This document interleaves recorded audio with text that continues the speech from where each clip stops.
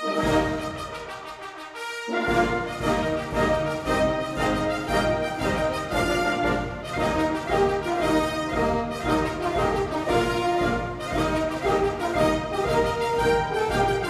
week in Limbourgeois, Limburgse wijnboeren in Rijksmuseum en proeverij bij Colaris in Weert.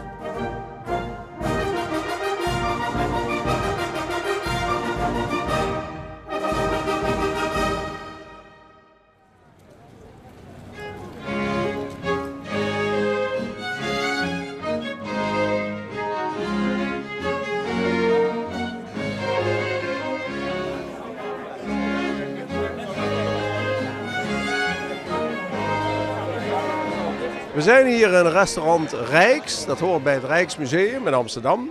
En de mensen komen nu binnen voor een speciaal diner. En het thema van de avond is Hollandse meesters. Dat betekent dat de wijn alleen maar geschonken wordt van producenten die in ieder geval Nederlander zijn. Dat is het thema.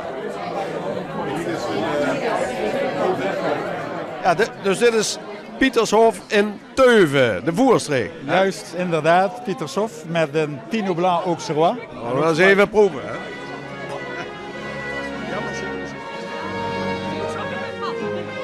Ja, lekker fris. Hè? Ja. Hoezo de deelname hier, helemaal in Amsterdam? Ligt hier de big business te wachten? Big business is misschien wat veel gezegd, maar het is natuurlijk wel heel prestigieus. En dat je mee mag doen is al een hele eer. Dus hier staan Nederlanders die wijn maken in het buitenland. Wij maken de wijn in België. En mogen dus meedoen om wijn te verkopen hier aan de gasten van het Rijksrestaurant. Ja, dankjewel. En wat gaan we nu drinken? De QV12, dat is onze blend. Een blend van Müller-Thurgau, Auxerrois en Pinot Gris. Ik zeg altijd een paar klanten zoals Rijks en we waren los, zo snel gaat dat. Dus het slaat enorm aan. Het publiek vindt het heel erg leuk om echt zo'n Nederlands getinte wijnkaart te hebben. Dus hier in het Rijk zet je wel een paar doosjes weg zo in een jaar. Hier gaan wel een paar doosjes erin. Ja, sowieso Amsterdam. Amsterdam doen we echt, ja, voor ons eigenlijk onze belangrijkste markt ondertussen. En het gaat wel via de handel, hè. Dat doen we altijd. Maar is ja, de stad waar het gebeurt, dat kun je rustig zo stellen. Ja. Ja, ook voor de Limburgse wijnboer. Hongaarse wijn, ligt dat goed in de markt? Ik kan me zo voorstellen dat mensen daar niet zo gek veel van af weten hier aan deze kant van de wereld. Nou, in Hongarije in ieder geval ligt dat heel goed in de markt. Maar ook in België en in Nederland zijn steeds meer mensen die dat ontdekken, want er zit een enorm kwaliteitspotentieel. En wij zijn gefocust op de Cabernet Franc druif. Hè. Daarnaast hebben we Cabernet Sauvignon. Maar Cabernet Franc is de belangrijkste druif en die rijpt daar op een meer dan voortreffelijke wijze. Waardoor die heel goed kan concurreren met de beste wijnen van de Loire. En ook van Bordeaux, Saint-Emilion. En uw wijn staat dan ook hier op de kaart, want anders was u hier niet uitgenodigd. Uiteraard. Pleit voor de brede visie van het Rijksmuseum. Ja. En het is ook wel een beetje een eer, denk ik. Jazeker, daarom ben ik speciaal voor dit evenement komen overvliegen, want ik ga morgenavond weer terug. Zet dat ook nog zoden aan de dijk of is het alleen maar voor de gezelligheid? Of heb je er ook echt wat aan dat door het hele jaar hier jouw wijn op de kaart staat? Ja, dat spreekt voor zich. Als je bij het Rijksmuseum, zowel het museum zelf als het Rijksrestaurant op de kaart staat, dat geeft wel een mooie uitstraling natuurlijk voor het wijngoed. En ik heb ook vaak mensen die komen in Toorn en die zeggen van, hey, ik heb een kopie of een foto genomen van de kaart van het Rijksmuseum, jullie staan op de kaart. En ja, dat is toch wel mooi als Limburgs wijngoed om in het chique Hollandse Amsterdam, in het Rijksmuseum, dat nu zo mooi opgeknapt is om daar op de kaart te staan. Absoluut. En wat heb je hier in het glas geschonken? Dit is Pinot Noir 2014. Hele mooie Pinot Noir.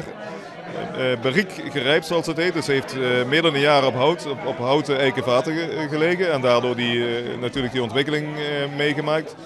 Dus ja, ik zou zeggen, santé.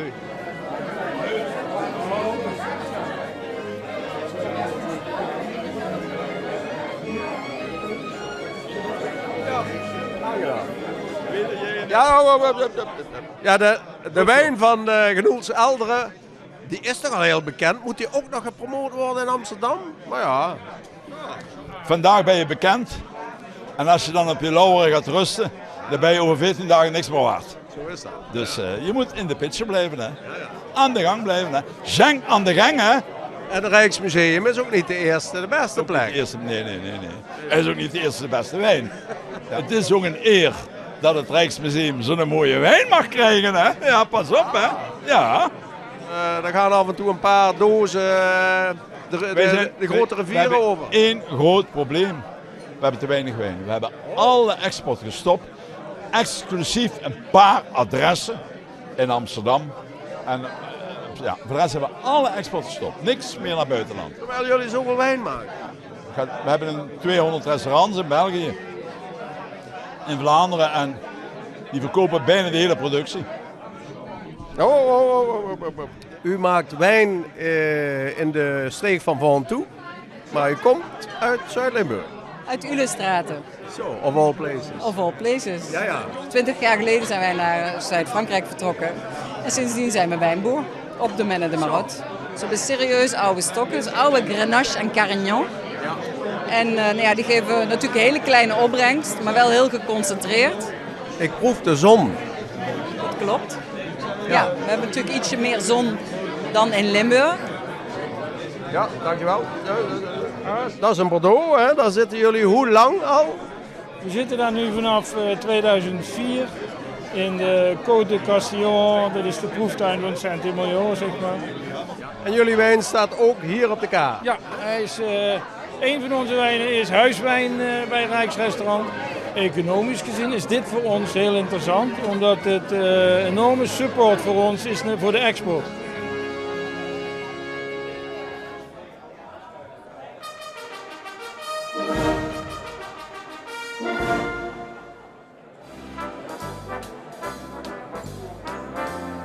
Het gerenommeerde wijnhuis Colares in Weert hield de grote traditionele najaarsproeverij, waar heel wat volk op afkwam. Het huis Colares was heel vroeger volgens mij vooral ook bekend bij, ik zal maar zeggen, pastoors, huisartsen, notarissen en zo. Komen die ook nog? Ja, ik zag net nog een oude pastoor die nog echt ook naar de oude baas vroeg, naar Jacques van Pol. En die is natuurlijk ook hier. Dus die heb ik met elkaar weer in contact gebracht. Nee, maar je ziet nu toch een mix van ook veel jonge mensen. Maar ook natuurlijk oudere klanten die eigenlijk nu opa zijn en de kinderen meenemen, de kleinkinderen meenemen. Dus, maar je ziet steeds ook vaker jongere mensen die de proeverijen bezoeken en ook echt geïnteresseerd zijn. Want ja, is er nog plaats voor typische wijnhuizen zoals dat van jullie? Als je het bekijkt naast internet en naast niet te vergeten de supermarkt, et cetera. Ja, hoe moet je je blijven onderscheiden? Je moet je blijven onderscheiden door telkens opnieuw op zoek te gaan naar de wat kleinere producenten. De mensen die echt ook veel werk verrichten in de wijngaard. Je kunt natuurlijk voorstellen dat je voor €4,95 niet zoveel arbeid in de wijngaard kunt verrichten als hier Château Vilmorin bijvoorbeeld. Saint-Emilion Grand. Dat ken ik toevallig. Ja, van Justin Onclin, waar enorm hard gewerkt wordt. En ja, zo'n wijn kost €50. Maar goed, daar zit natuurlijk een bepaald kwaliteitsniveau aan. Het is natuurlijk heel moeilijk om dat helemaal te duiden of iets 2 keer zo lekker is als het 2 keer zo duur is. Maar goed, er zijn zoveel klanten die daar ook naar vragen. Voor de liefhebber. Voor de liefhebber. En dat zijn ook wijnen die je natuurlijk 10 tot 20 tot 30 jaar kunt bewaren. Dat doen mensen ook hier in onze kelder. Dat is ook eigenlijk uniek in Nederland. We bewaren de wijn voor de mensen in de kelder. En de meeste mensen hebben geen kelder. Die pastoor van vroeger die had natuurlijk die mooie kelder. Of de notaris. Maar mensen hebben tegenwoordig geen goede opslag. Wij hebben die wel. En als de wijn een beetje op dronk is, dan roepen ze hem af. En dan kunnen ze hem lekker gaan genieten.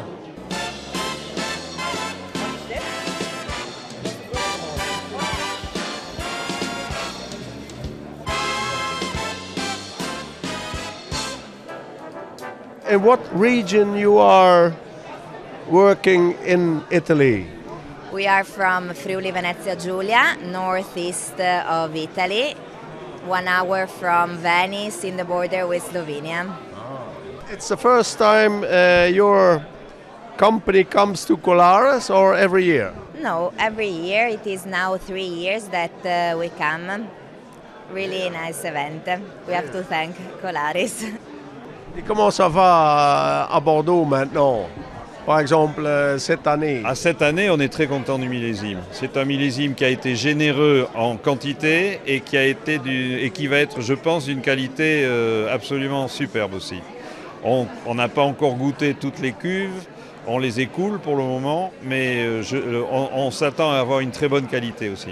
Et pas de dégâts avec le temps? Nous, on n'a pas eu cette malchance. Malheureusement, nos confrères bourguignons, Chablis, en Sancerre ont été très touchés. Nous, on n'a pas eu cette malchance et on a fait on a une récolte abondante cette année. On est très content du millésime 2016. Je vois que vous avez encore le Tavel, hein? On ne voit pas tellement beaucoup pour le moment aux Pays-Bas, je pense. Écoutez, en tous les cas, chez Colaris, on le voit depuis une bonne trentaine d'années, puisque la maison Colaris est un client fidèle de notre domaine. Et donc on travaille avec eux depuis l'époque de mon grand-père. Et ça marche assez bien. Ça marche assez bien. D'ailleurs, ce Tavel vient d'être élu meilleur rosé pour cet hiver aux Pays-Bas. Et c'est un rosé, je veux dire, pas pour la terrasse, mais plus pour le dîner, non? Exactement, c'est vraiment un rosé de gastronomie. C'est un vin qui va avec un grand nombre de plats. Et par exemple au restaurant, quand vous avez des convives qui prennent du poisson, d'autres qui prennent de la viande, on peut mettre tout le monde d'accord avec un Tavel.